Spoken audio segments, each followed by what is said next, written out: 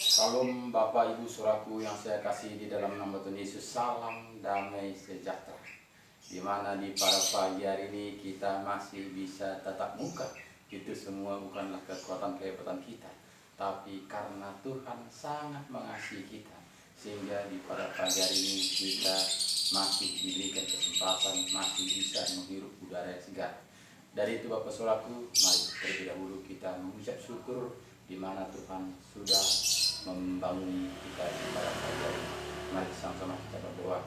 Ya Bapa kami yang baik di dalam kerajaan surga, kami mengucap syukur kepada Engkau Tuhan, di mana Tuhan Yesus Engkau telah membimbing, menuntun, menyertai, melindungi kami dari pagi, siang, sore, bahkan di malam hari tadi kami tidur nyenyak, dan di pagi ini sudah bangun secara piat. Itu semua kami rasakan oleh tuntunan, penyertaan, perlindungan-Mu. Kami hanya bisa mengucap syukur atas semua kebaikan-Mu Tuhan.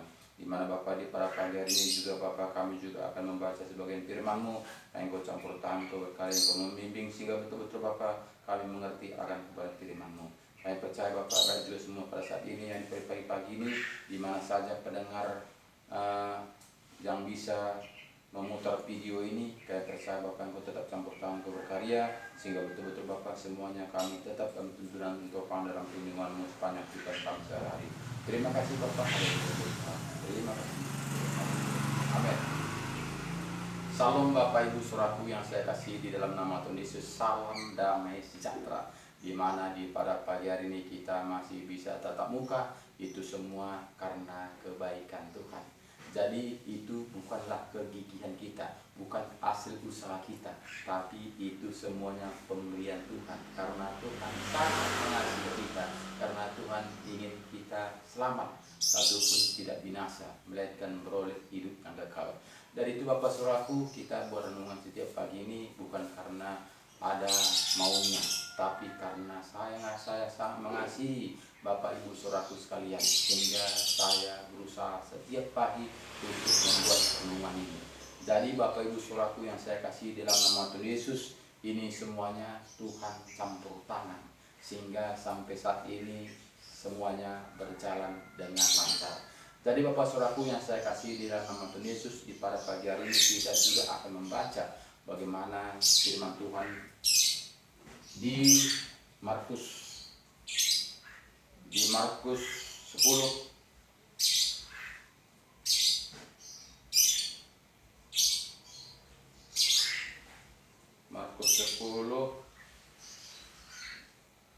mulai dari 28. Markus 10 mulai ayat 28, judulnya upah mengikut Yesus. Jadi Bapak Saudaraku, jangan kita ini takut memberitakan firman Tuhan. Karena Bapak Ibu Saudaraku yang saya kasih dalam nama Tuhan Yesus, kita hidup di dunia ini ada rencana Tuhan yang terbaik. Jadi kita itu harus mengikuti jejaknya, harus kita mengikuti apa yang difirmankannya kepada kita, supaya Tuhan itu sangat mengasihi kita. Karena kita tahu di sini kita melihat di mana perkataan Paulus kepada Yesus, kami ini telah meninggalkan segala sesuatu dan mengikut Engkau. Jawab Yesus, aku berkata kepadamu, sesungguhnya setiap orang yang karena aku dan karena Injil meninggalkan rumahnya, saudaranya laki-laki atau saudaranya perempuan, ibunya atau bapaknya, anak-anaknya atau lainnya, orang itu sekarang pada masa ini juga akan menerima kembali 100 kali lipat rumah, saudara laki-laki, saudara perempuan, ibu, anak, dan ladang, sekalipun disertai berbagai penganiayaan pada zaman yang akan datang. Ia akan menerima hidup yang kekal. Jadi Bapak Saudaraku yang saya kasih dalam nama Tuhan Yesus, kita ini usaha kita ini mendapatkan hidup yang kekal. Mendapatkan hidup yang kekal itu usaha kita Saudaraku, sehingga kita berupaya, karena kita tahu hidup ini sementara. Hanya kata Tuhan katakannya hanya singgah, hanya berkemah saja. Jadi itu kita harus mengerti apa tugas-tugas kita supaya kita ini tidak sia-sia, tidak sia-sia kesempatan yang berikan Tuhan kepada kita, tapi kita itu membuahkan hasil, yaitu berbuah untuk kemuliaan nama Tuhan. Karena kita ini semuanya pasti kita akan berangkat. Kita berangkat meninggalkan dunia ini. Jadi kita ini harus kita tahu kemana kita jika kita meninggalkan dunia ini. Jadi Bapak Ibu Saudaraku yang saya kasih dalam nama Tuhan Yesus, selagi kita masih hidup inilah kita bisa memikirkan hal-hal itu. Jika nanti kita sudah dipanggil meninggalkan dunia ini, kita tidak bisa berbuat apa-apa. Jangan kita pernah mengatakan saya ini terserah Tuhan lah, mau tahu kemana saya mau dicampakkan, mau hanyutkan ke laut sana, itu urusan Tuhan. Jangan kita mengatakan seperti itu, karena Tuhan Yesus sudah datang ke dunia ini untuk mengajari, membimbing, membukakan rahasia firman-Nya untuk kita, supaya kita satu pun tidak binasa, melainkan meroleh hidup yang kekal. Jadi Bapak Saudaraku, sekarang ini tugas kita, hati kita, apakah kita mau memberi hati kita kepada Tuhan, apakah cukup hanya percaya saja. Jadi Bapak Ibu Saudaraku yang saya kasih dalam nama Tuhan Yesus, banyak saat ini orang Kristen cukup percaya saja, cukup ke gereja saja. Jadi itu Bapak Saudaraku bukan jaminan. Bukan jaminan kita mendapatkan kehidupan yang kekal. Karena jika kita percaya saja, itu artinya firman Tuhan mengatakan, kita lihat bagaimana semalam firman Tuhan, setan-setan pun percaya. Bahkan katanya dia ketakutan. Jadi Bapak Saudaraku, bukan soal percaya atau tidak percaya saat ini.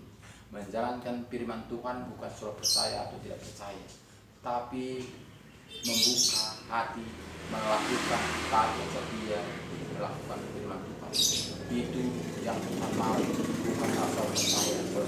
Asal percaya, ahli-ahli Taurat pun percaya, orang-orang Farisi pun percaya, tapi dia tidak mau taat. Jadi Bapak Ibu Saudaraku yang saya kasih dalam nama Tuhan Yesus, marilah buka hati kita lebar-lebar, undang Roh Kudus masuk dalam hati kita, supaya kita mengerti jalan-jalan Tuhan. Jika kita tidak membuka hati kita, kita tidak akan mengerti jalannya Tuhan. Walaupun mungkin kita katakan kita ini rajin ke gereja, bahkan kita pun hamba Tuhan, bahkan kita itu sudah bolak-balik kita baca Alkitab. Jika tidak Roh Tuhan bekerja, kita tidak akan mengerti apa-apa. Mungkin kita cerita tentang Alkitab, mungkin kita paham, tapi tentang kebenaran firman Tuhan kita tidak mendapatkannya. Karena apa?